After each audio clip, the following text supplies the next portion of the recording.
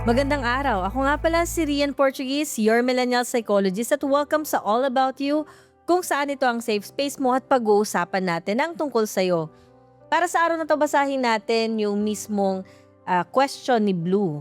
Ang sabi niya, hingi po sana ako ng help if how to recover from emotional cheating of my husband. Wala pong relationship na nangyari or anything beyond that, pero masakit pa rin ang nangyari.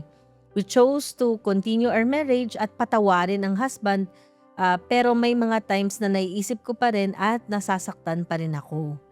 Di naman talaga ganun kadali yun dahil kahit pa sabihin natin na wala naman talagang naganap na kahit na anong relasyon, di ba? Kung titingnan natin yung nasira sa'yo ay yung tiwala. Siyempre yung tiwala na hindi ka nasasaktan, hindi ka lilingon o kumbaga parang hindi siya titingin kahit kanino, 'di ba? Or alam mo na yung relasyon ninyo ay para sa inyo.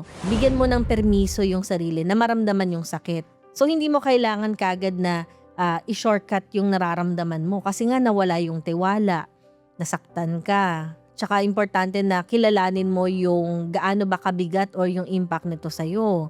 Siyempre magkaroon ng panibagong kasunduan tungkol dun sa boundaries. Kasi kung titignan natin dun sa nangyari na yun, na-break yung boundaries, di ba? Nag-overstep po pwede yung asawa mo na instead na simpleng, di ko alam kung ano yung relationship na nangyari doon or parang connection doon sa isang tao, hindi man commitment yun, pero di ba meron siyang nagawa.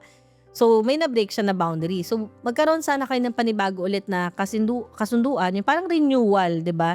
Nung mismong relationship ninyo. At saka magkaroon ng transparency na yun, sasabihin ninyo yung mga nangyayari. Siyempre, mag-focus din sa self-care. So, baka napapabayaan mo na yung sarili mo, Blue, 'di ba? O ano ba yung mga dati mong ginagawa para ma-enjoy mo yung sarili, 'di ba? At saka mabawasan yung stress. So, kailangan kasi palakasin natin din yung emotional foundation mo para syempre mas maproseso mo yung nangyari sa'yo. So, syempre part ng self-care, gusto ko search mo to, no, yung 8 dimensions of self-care. Nandyan yung physical, emotional, social, spiritual, environmental. Wala yan. So, mental, kasama din yun.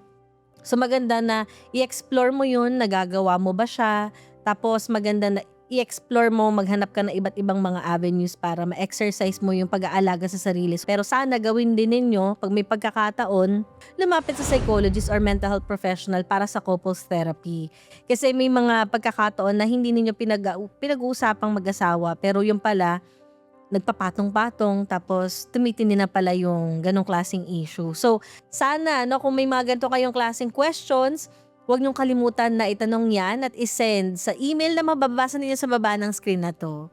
So muli po, this is Rian Portuguese. Tandaan, maging mabuti sa ating isip.